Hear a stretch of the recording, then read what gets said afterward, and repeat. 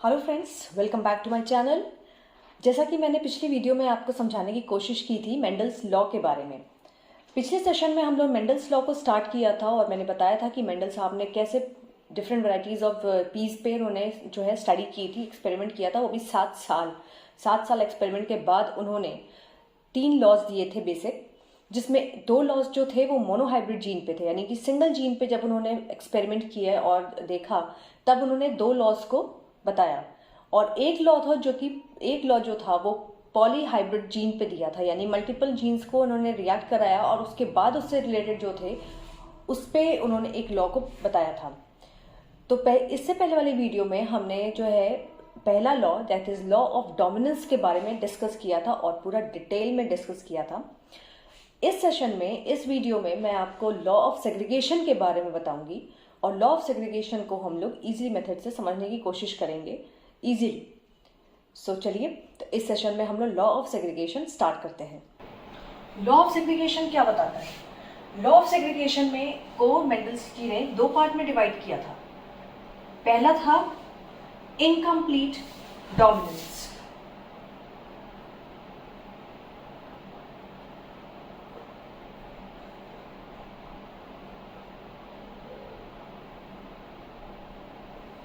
और दूसरा था कोडोमिनेंस।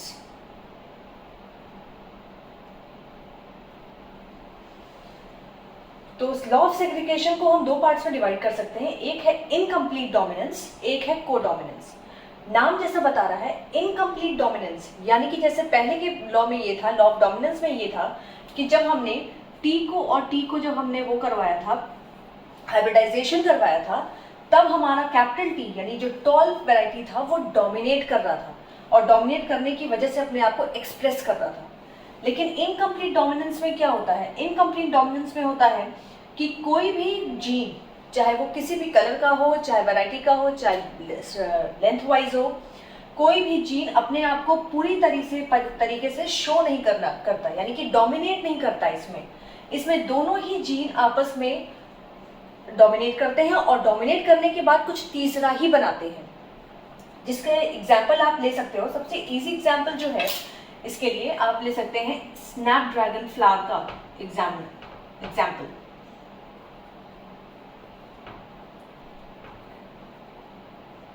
स्नैपड्रैगन फ्लावर ये एग्जाम्पल हम ले सकते हैं, जिसमें 2 वैरायटीज आती हैं, 2 वैरायटीज ऑफ कलर के फ्लावर्स मिलते हैं। एक कलर का फ्लावर मिलता है रेड कलर का और दूसरा मिलता है व्हाइट कलर का। रेड कलर को हम डिनोट करते हैं कैपिटल आर से और व्हाइट को हम डिनोट करते हैं स्मॉल आर से। जब इसमें कराया गया, जब इन दोनों को हाइब्रिडाइज कराया गया तो हमें मिला आर आर, जैसे कि हमें पहले वाले में लॉ ऑफ डोमिनेंस में मिल रहा था टी मिल रहा था, हमें यहाँ पे टी और टी मिल रहा था, जिसमें ये टॉल दिखा रहा अपने आप को। लेकिन इसमें इनकम्प्लीट डोमिनेंस में क्या होता है कि जब हम रेड कलर के फ्लावर को व्हाइट कलर के फ्लावर से जब हाइब्रिडाइज कराते हैं तो हमें जेनेटिक फॉर्म में मिलता है आर आर। F1 जनरेशन में हमको मिलता है आर आर, लेकिन ना तो ये रेड होता है ना तो ये व्हाइट होता है, कुछ तीसरा ही होता है, जैसे कि ये कलर आता है पिंक। इनकम्प्लीट डोमिनेंस में दोनों ही वैरायटीज अपने आप को एक्सप्रेस करने की कोशिश करती हैं। जब दोनों ही वैरायटीज अपने आप को एक्सप्रेस करती हैं तो हमें कुछ third type of variety of flower मिलता है। रेड कलर के फ्लावर को जब हम व्हाइट कलर के फ्लावर से हाइब्रिडाइज कराते हैं तो दोनों ही वैरायटीज अपने आप को डोमिनेट दिखाने की कोशिश करती हैं, यानी कि ना ये डोमिनेट कर सकती है और ना व्हाइट कलर का फ्लावर डोमिनेट कर सकता है। ये दोनों अपने डोमिनेंस को दिखाने में पिंक कलर के फ्लावर को बनाते हैं। तो हमारा जो पहला F1 जनरेशन में जो फ्लावर हमें मिलता है या जो हमें वैरायटी देखने को मिलती है, that is pink colour variety. उसके बाद जैसा हमने पहले देखा था कि इसको हमने सेल्फ से हमने इसको हाइब्रिडाइज कराया, जो हमें मिला उसी से हमने इसको हाइब्रिडाइज कराया। हाइब्रिडाइज कराने के बाद जो हमारा पनेट स्क्वायर आया, पनेट स्क्वायर जैसा हमने पिछली बार हमने बताया था आपको कि पनेट स्क्वायर के थ्रू हम इसको रेशियो निकाल सकते हैं। तो पनेट स्क्वायर हमारे क्या शो किया, ये आर आर, ये आर और ये आर हमने यहाँ लिख दिया, ये R और ये R हमने यहाँ लिख दिया। पनेट स्क्वायर बताता है इस R को इस R से हाइब्रिडाइज करने पे हमें क्या मिला, R R कैपिटल R। इस R को इस R से हाइब्रिडाइज कराने पे मिला हमें capital R small r, capital R फिर स्मॉल r, और ये स्मॉल r और ये स्मॉल r मिलकर बनाया R R। यानी कि हम जब इसको हाइब्रिडाइज कराएंगे, जब हम सेकेंड जनरेशन के लिए F2 जनरेशन के लिए इसको हाइब्रिडाइज कराएंगे तो हमें क्या मिलेगा, पनेट स्क्वायर के थ्रू हमें वही रेशियो मिल रहा है जो हमें लॉ ऑफ डोमिनेंस में मिल रहा था, बस हमें वो रिजल्ट नहीं मिल रहा है। लॉ ऑफ डोमिनेंस के हिसाब से भी क्या था, पहले हमें 2 कैपिटल R मिल रहे हैं, यानी कि हमें एक रेड कलर का फ्लावर मिल रहा है जो कि 1 मिल रहा है। दूसरा R और स्मॉल r, यानी कि पिंक कलर के जो फ्लावर्स हैं हमें 2 मिल रहे हैं। और उसके बाद स्मॉल r और स्मॉल r, ये दोनों स्मॉल r जो हमें मिल रहे हैं ये भी हमें 1 मिल रहा है, यानी एक प्योर व्हाइट कलर का मिल रहा है हमें, एक प्योर रेड कलर का मिल रहा है, और 2 ऐसे हैं जो हमें पिंक कलर के मिल रहे हैं। यानी जेनेटिक रेशियो वही है जो लॉ ऑफ डोमिनेंस में था, लेकिन बस हमें जो शो कर रहे हैं, जो पॉलीजेनिक जो हमें दिख रहा है, फिनोटाइपिक जो दिख रहे हैं, वो फिनोटाइप के हिसाब से यहाँ पे कोई डोमिनेट नहीं कर रहा है, ना तो रेड कलर डोमिनेट कर पा रहा है ना तो व्हाइट कलर डोमिनेट कर रहा है। ये दोनों जब आपस में मिल रहे हैं तो हमें एक दूसरा ही कलर का फ्लावर दे रहे हैं, that is pink colour flower. यानी जब कैपिटल R और स्मॉल r आपस में मिल रहे हैं तो हमें पिंक कलर के फ्लावर मिल रहे हैं। ये हमारा व्हाइट कलर का फ्लावर है और ये हमारा रेड कलर का फ्लावर है। तो इनकम्प्लीट डोमिनेंस यही कहता है, इनकम्प्लीट डोमिनेंस कहता है कि कोई भी वैरायटी आपस में जब मिलते हैं तो कोई भी एक पर्टिकुलर वैरायटी डोमिनेट नहीं करती है, आइदर दोनों वैरायटीज अलग अलग अपने आप को शो करती हैं, या फिर अगर दोनों एक साथ मिल रही हैं तो वो कुछ तीसरा कलर देंगी, यानी दोनों ही अपने आप को एक्सप्रेस करने की कोशिश करती हैं, लेकिन डोमिनेट इन दोनों में से ही कोई भी नहीं कर पाता। इसीलिए इसका नाम दिया है इनकम्प्लीट डोमिनेंस, यानी कि किसी का भी प्रॉपर कंप्लीट डोमिनेंस प्रेजेंट नहीं होता है, ना वो शो करते हैं। Both the varieties want to show their dominance, so just they express themselves in their first generation and they give a different color of flower, that is pink color of flower. हमारा दूसरा जो law है, law of segregation के अंदर जो आता है, that is codominance. Codominance क्या बताता है, मेंडल साहब ने जब देखा कि एक ये भी वैरायटी हमें देखने को मिली, कोडोमिनेंस में क्या है, सबसे अच्छा एग्जांपल जो कोडोमिनेंस के लिए हम यूज कर सकते हैं वो है ब्लड ग्रुप का। ब्लड ग्रुप का एग्जांपल हम ले सकते हैं।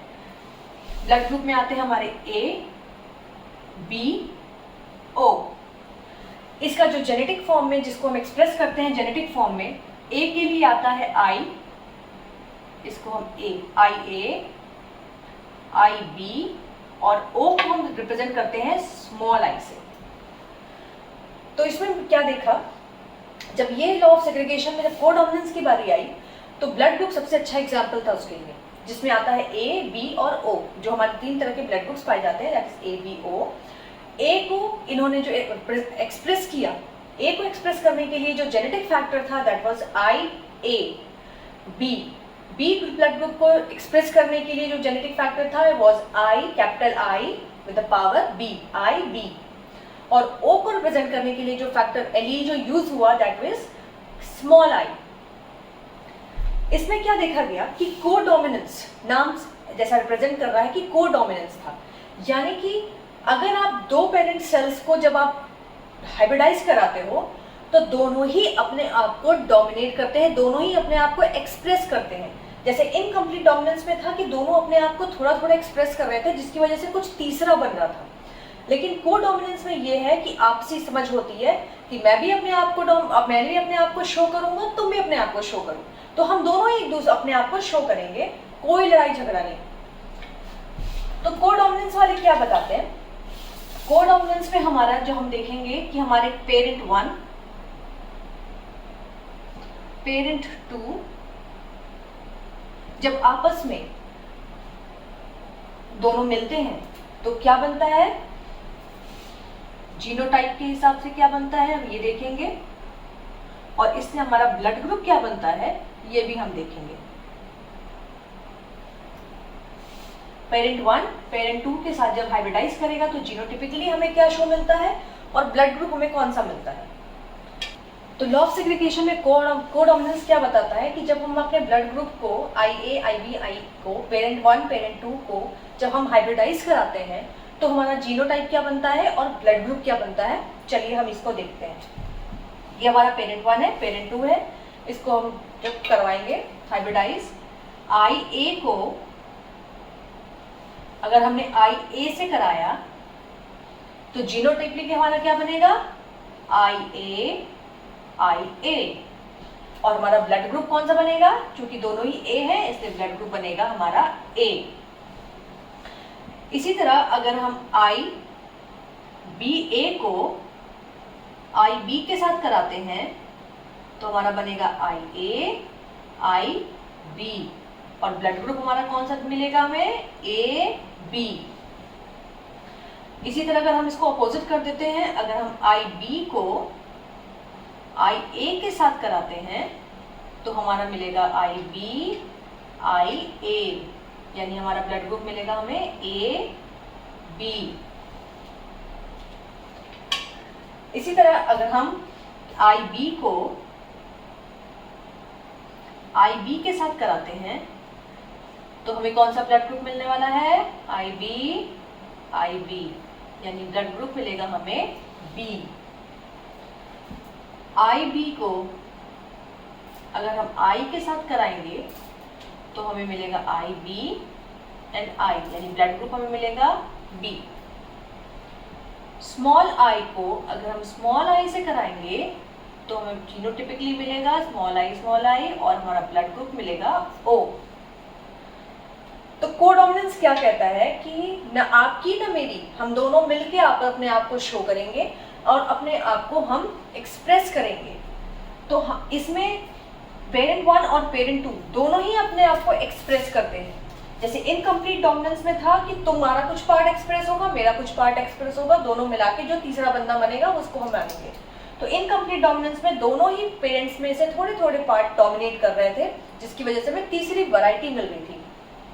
लेकिन कोडोमिनेंस में क्या होता है, दोनों ही पेरेंट अपने आप को शो करने की कोशिश करते हैं और दोनों ही अपने आप को एक्सप्रेस करते हैं, दैट इज कोडोमिनेंस।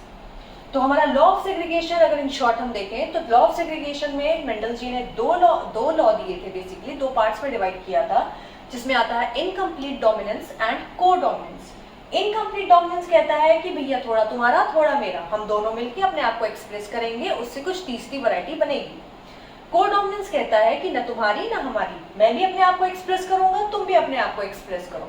तो इसमें दोनों पेरेंट्स जब आपस में हाइब्रिडाइज होते हैं तो जो हमारा जीनोटिपिकली बनता है वो हमें दोनों ही वैरायटीज देखने को मिलती है, यानी कि दोनों ही डोमिनेट करते हैं, दोनों ही अपने आप को एक्सप्रेस करते हैं। जैसे लॉ ऑफ डोमिनेंस में था कि वो उसमें से सिर्फ जो डोमिनेंट पार्ट था वो अपने आप को एक्सप्रेस करता था, लेकिन लॉ ऑफ सेग्रीगेशन में या तो पार्टली एक्सप्रेस करते हैं अपने आप को या फिर दोनों ही एक्सप्रेस करते हैं, कोई एक पर्टिकुलर वैरायटी डोमिनेट नहीं करती है। तो ये था हमारा पूरा लॉ ऑफ सेग्रीगेशन, जिसमें इनकम्प्लीट डोमिनेंस भी मैंने आपको समझा दिया with the help of Punnett square, और कोडोमिनेंस में भी आपको एक एग्जाम्पल के थ्रू, अगर आप एग्जाम्पल लिखते हैं तो आप इसके थ्रू इसको एक्सप्रेस कर सकते हैं ब्लड ग्रुप के एग्जाम्पल के थ्रू। तो फ्रेंड्स, पिछले सेशन में, पिछले वीडियो में हमने लॉ ऑफ डोमिनेंस के बारे में समझा था और इस वीडियो में हमने लॉ ऑफ सेग्रीगेशन के बारे में पढ़ा था। चूँकि ये थोड़ा बड़ा टॉपिक है इसलिए इसको मैंने पार्ट में समझाने की कोशिश की है। अगर इसमें फिर भी कोई आपको प्रॉब्लम आती है या आप समझना चाहते हैं, किसी पॉइंट को क्लियर करना चाहते हैं, तो आप प्लीज़ मुझे कमेंट बॉक्स में लिख के ज़रूर भेजिएगा। और अगर आपको वीडियो अच्छा लगा हो तो प्लीज़ इसे लाइक और शेयर ज़रूर करिएगा। और इनफैक्ट कोई भी अगर टॉपिक आप पढ़ना चाहते हैं जो कि जिससे भी रिलेटेड हो, कोई भी सब्जेक्ट से रिलेटेड हो, जो भी टॉपिक आप पढ़ना चाहते हो, आप वो मुझे बता सकते हो। कमेंट बॉक्स में प्लीज़ लिख के भेजिए जिससे मैं उस टॉपिक को कवर कर सकूँ। बाकी आपको अगर वीडियो अच्छा लगा हो तो आप प्लीज़ लाइक एंड सब्सक्राइब करिएगा। Thank you.